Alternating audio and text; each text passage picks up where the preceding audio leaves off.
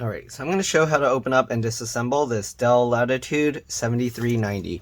So we're first going to take a PH1 or JS1 screwdriver and just remove the screws from the bottom. Okay, looks like the screws actually stay in place, so just undo them. Just like this.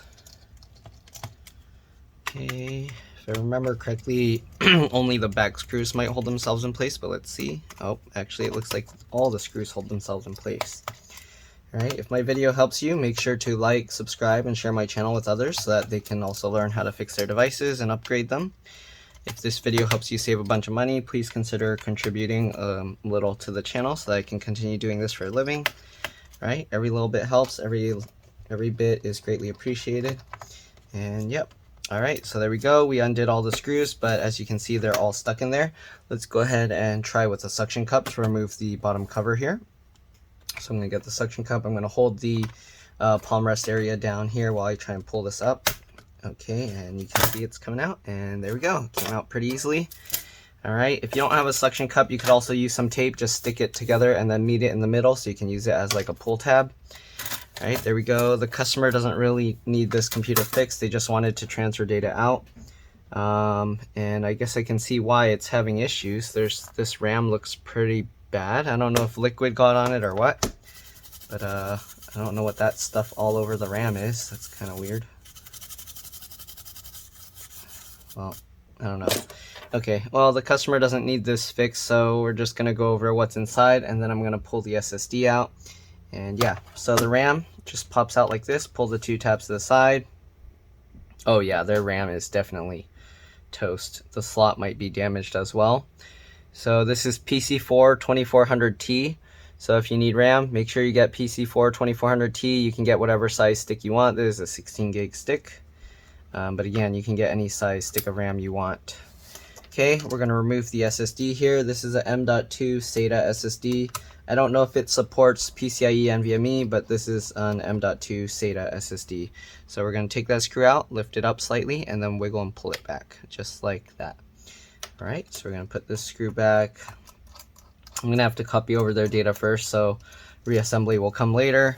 But anyways, you got the battery here with the battery connector. The battery model is a F3YGT. Alright. If you need to remove the battery, let me zoom in here so you can see a little bit better. So there's the model number.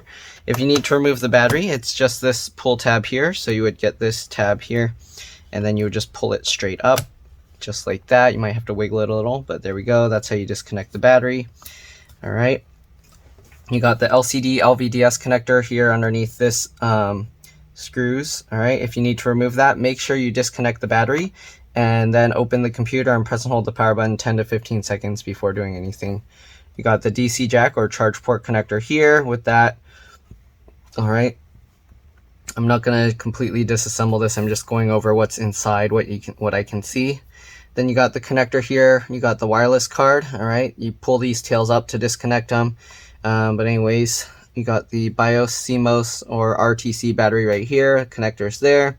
Speaker connector here. Actually, the speaker connector is this one up here. This smaller one, it says LED. So, oh, that's for the light board up here. Okay. And I don't really see too much else here. You got two connectors here. I'm guessing one's for keyboard and one's for trackpad, but let's see. Yeah. All right. Well, let me actually take these screws out, even though I wasn't planning to take apart this thing. The customer just wanted their data, but they're probably done with this computer, so we'll see. Let me see. I'm not going to take everything completely apart. I'll just see if I can just lift it a little bit. All right, let's take this connector back out. All right, and lift this slightly. All right, the battery slides forward like this. And here you can see trackpad connector here. This is, I don't know what that is, NFC. Yeah, this is like an NFC thing, so for one of those touchless sensors. Then you got this here for this smart card reader thing. Okay, apparently the keyboard attaches to the trackpad. You got the keyboard backlight also attached to the trackpad. Then you got the keyboard or the trackpad buttons here. and then they all attach to the motherboard using this one cable. So if your trackpad or keyboard's not working, it could either be this cable or it could be one of all of this stuff. All right, so anyways, that's pretty much all there is in here that I'm going to show. Let's go ahead and put this back in. So you do have to slide it back down into place because these little clips or extended protruding parts need to slide underneath. All right, make sure it goes in under. There we go. And there we go. All right, let me put these screws back in. I'm gonna work on the SSD transferring their data over to their new laptop, and then I'll be back to do the reassembly. Okay, so let's go ahead and put these back in. But yeah, that's pretty much it. This computer's pretty much dead. I think they got liquid in it at one point. I mean, it still turns on, but it has a lot of issues, like trackpad buttons aren't working properly, and then it's kind of slow and has other weird issues. All right, so anyways, yep, I'm gonna go transfer the data, and then I'll see you guys later when I do the reassembly. All right, see you in a bit.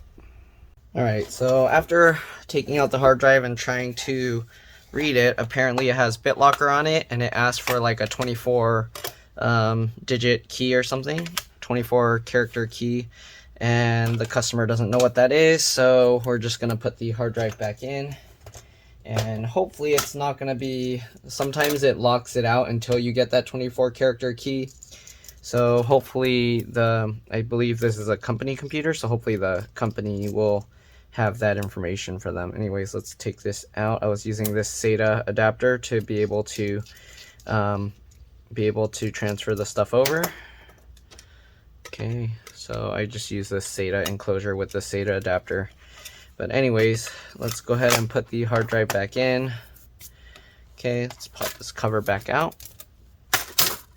Get the SSD back in. Make sure you take out the screw. Okay, I'm gonna try and see if I can clean up that stick of RAM and see if that will help it. I'm kind of doubting it will help it, but we'll see. Okay, get the stick of RAM or the SSD back in. All right, let's see if we can clean up this stick of RAM a little bit better. So I'm just gonna use a toothbrush, and we're just gonna try and brush this off. I'm gonna move this out of the way because I don't want that gunk getting in it. But I don't think that stuff is coming out. Whatever it is, I don't know, it's stuck on there. It's probably like corrosion from a liquid spill or something a long time ago.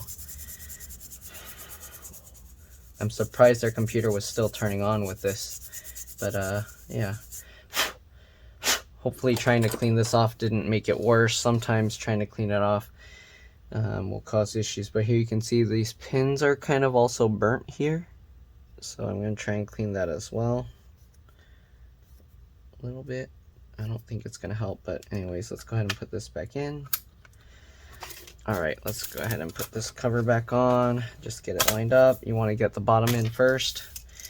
And then we're going to go ahead and get these screws back in. So somebody tried to open this before because this bottom corner screw was kind of stripped out. The rest are okay.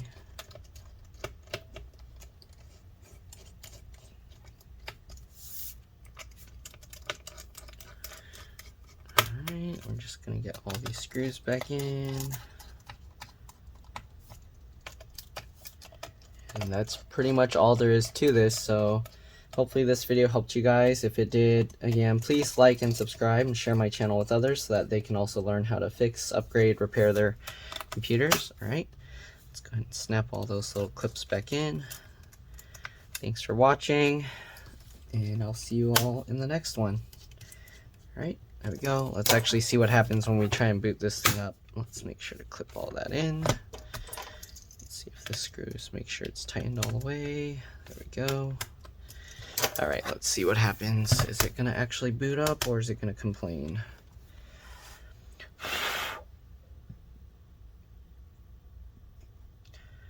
Hopefully it's just going to turn back on like before. Okay, yeah, it's still turning on. So somehow that liquid damage didn't completely destroy the RAM. It's still enough that it can turn on. But I don't know if it's going to ask for the BitLocker password. We'll see. It's loading. Yep, Windows is loading. Alright, so it looks like it's not going to ask for the BitLocker password. Anyways, thanks for watching, and I'll see you all in the next one. Alright, bye. Let's drop this.